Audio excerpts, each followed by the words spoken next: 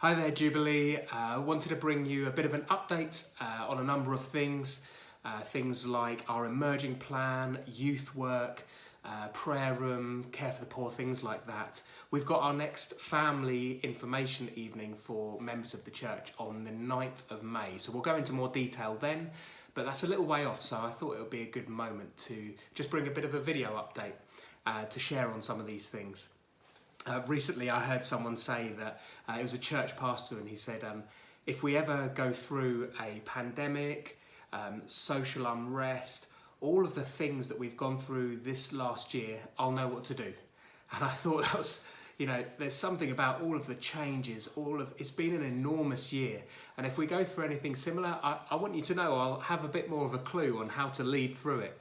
But for many of us, this has been just totally new. And we're working things out, and I know for some of us it's making more sense as we're coming through it at this point. So I really hope this reaches you well. I was reading Isaiah 9 earlier, and in Isaiah 9 it says this, that the people who walked in darkness have seen a great light.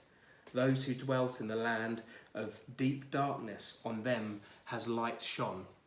And I know this is something often brought at Christmas time. It's often brought as the celebrations of the arrival of Jesus, which is being spoken about here in Isaiah. But in the run up to Easter, and with the year we've had and the darkness we've endured, I really felt it resonate with me and wanted to share it with you. We are the people who were in darkness, and a light has come. We live in a world that has seemed to grow ever darker this year, and yet the dawn has arrived, and his name is Jesus. And he brings us such hope. He brings in all of the darkness, all of the muck that we might be experiencing right now. He brings this breaking out of hope and light. And it's just, I read it again and I thought, wow, whatever we're going through right now, let's always remember we were once a people walking in darkness, but now, as we know God, we've now been brought into light. And whatever we're facing right now is temporary, and we will see him and we will know him one day completely. But yeah, it just resonated with me. A couple of things that have been happening, some behind the scenes, some that you're aware of. Some of those have been surveys. We've done surveys as a way to hear from the church and gather information and hear the different voices and what people are thinking and where people are currently at with different situations. And one of the surveys I shared after the last family information evening, and it was to get some broad information on the life of the church and hear your input into it. And it became quite clear from that survey that actually our Jubilee initiatives caused some confusion.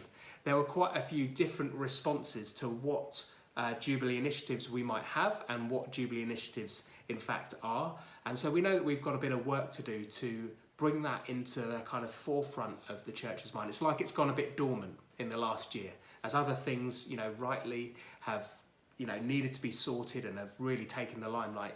Jubilee initiatives has lain a bit dormant, so we want to bring this thing back to life. We want to breathe life into it, and I've got some exciting news to share at the family information evening, so make sure you join us on the 9th of May around leadership, direction of it, and hopefully things will become clearer soon. Also, from our survey to the church, to you all, it became clear that actually there's this desire and need to be equipped to really be able to dig in and understand and apply the Word of God. It's been something that clearly is on our hearts as a church, and something we want to grow in. And it was a consistent theme through the survey that either devotional quiet time is something that people are finding so hard, which I connect with. It's been a tough year to continue with our study and understanding of the Bible and our daily bread and receiving that. It's been a tough year. And for others of us, it's about equipping. We just don't know where to start. So we've got some thoughts, and we're going to be developing how we will look to equip the saints as we devote ourselves to the Word. And so we've got some thoughts on that, and that was really helpful to hear from you and hear what would help and benefit you. The second survey that we've recently shared is from our youth work. It's been focused sort of as a result of the week of prayer, where it became so apparent the extreme hardship that young people are going through at this time. It's supposed to be a time of life where opportunities and everything is possible, and yet it's been a year of things being taken away, and actually more than ever anxiety, suicidal thoughts, and these kinds of things. And we want to do something about this. We want you to know we're committed to this. In fact, it feels almost like this is happening on our watch. As a church, this is happening on our watch. Our young people are struggling. The young people in our town have never gone through something like this, and they're struggling, and it's hard, and it's happening on our watch, and we're committed to do something about this. So the first stage really is a listening stage, finding out information, gathering information, hearing from you and from others, professionals and young people. And so this survey we've sent out, I'd really encourage you to get involved if you haven't already. We want to hear from you if you're a young person. You might be in your teens, and we want to hear what you think about youth work and how we can improve and serve you. We want to hear if you're a parent. You will have your own thoughts and insights into what's needed. We want to hear if you're a youth worker, and we want to hear if you're one of the members at Jubilee Church. We want to take this time to listen, absorb, hear what people are saying, gain wisdom, understanding. And then we hope that we'll be able to start formulating a bit of a plan. But we're committed to this. So this was our second survey, and so that's happening right now. You can still get involved in that. We're in this season of emerging. Everything seems to be talking about emerging, and our Sunday services have had this theme of emerging church, and even in the weekday we've had the book study on letters to the church, which has really gone in tandem with our Sunday services. And it's been excellent, a real point of conversation and conviction and challenge in our small groups. I doubt that there has been a quiet evening in our small groups. Whatever we're looking at and whatever our thoughts are, I'd imagine it's provoking discussion. And that's good. My desire is that through this study, we will receive some healing for this last year, that we'll become more healthy as a church, as a small group. We'll become more fruitful as we talk about these things, as we have honest and challenging conversations. So it's been a big year of loss this last year. Jobs have been lost, school time has been lost, education broader has been lost, contact with people has been lost, family members, church family, community has been lost.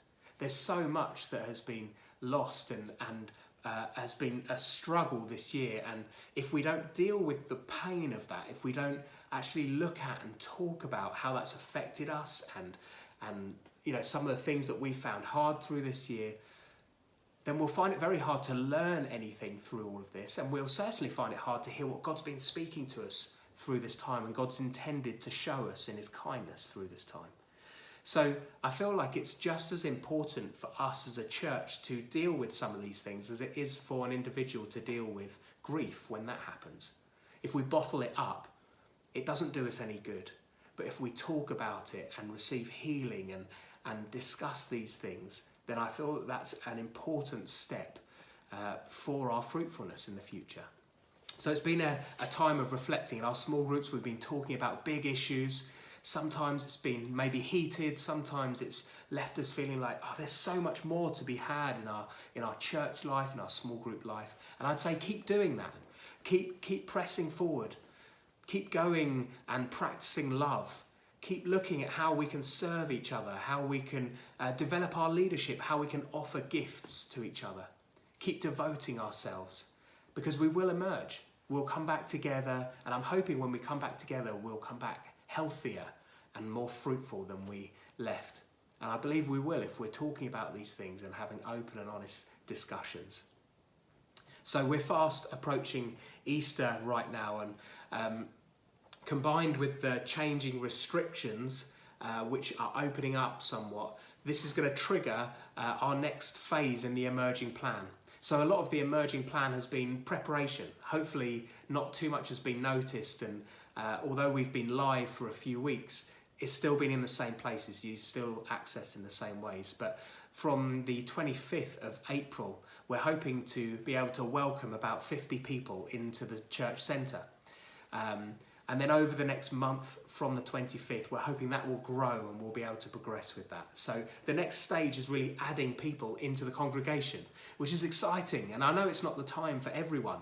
It might not be the right moment for you, and that's okay. We'll continue providing service online, but it is exciting that some people will be there present. So we hope that will be a positive change in the next few months. Just two quick more things that I just hope this has been encouraging. I hope it's given you a bit of insight into what's going on in the church that you love and are a part of. Next thing is prayer room. For a number of years, for a couple of years now, we've had this thing of a prayer room on our hearts. The temperature of it has been rising, the appetite for it has been growing, and it has been time for a little while to really set aside part of our building to become a prayer room. Somewhere that 24 hours a day is dedicated for prayer. You can come, you can pray. We'll have smaller meetings in this place, but it will really be a statement of our intention to be a church of prayer. And so as we emerge, I'm excited to say that we are in a position now, having put it on pause this time last year, putting the whole project on pause, we're in a position now to start it again. And so we're looking to get timings from builders and look at how and when we can start this and how quickly we can release it so that it can be a part of our emerging plan. So that's exciting, and I'm hoping that potentially by September we will have a place that could be used as a prayer room 24 hours a day, that you can come and use and pray and be in the presence of God. Lastly, from me, is our care for the poor. We wanted to let you know this has not stopped, this has not slowed down, this is very much on our hearts. Even as we talk about Jubilee initiatives and wanting to progress that, also it doesn't mean that we're pressing pause on our care for the poor. So much has been happening, and it's been something that we've done together with you. As you've given generously to the church and to initiatives, we've also been able to distribute what you've given to the poor. So you remember that around Easter time we gave about 20-something thousand pounds to Zambia. That's been incredibly well received. I hope you saw their update. We have continued to support a church plant in Berlin. We're committed to that, and that's been wonderful that we've been able to continue to do that. We've done all sorts of other things. We had a winter support fund, which there is still some available, and through that we've been able to clear debts, we've been able to care for families, we've been able to clear gardens where that's been a real issue for people. We've been able to equip low-income families for their return to school, whether that's with school clothes or with equipment. You know, there's been so much more, and there's some things in the pipeline right now, like providing white goods for a family that can't at the moment afford it. And this is just so wonderful. So we wanted to let you know that care for the poor is still on our hearts. We're still progressing with that. We're still seeing this wonderful provision that we've been able to do together with you. And so I hope that encourages you. So let me say again and remind us, we have received a great light. It may feel dark at the moment.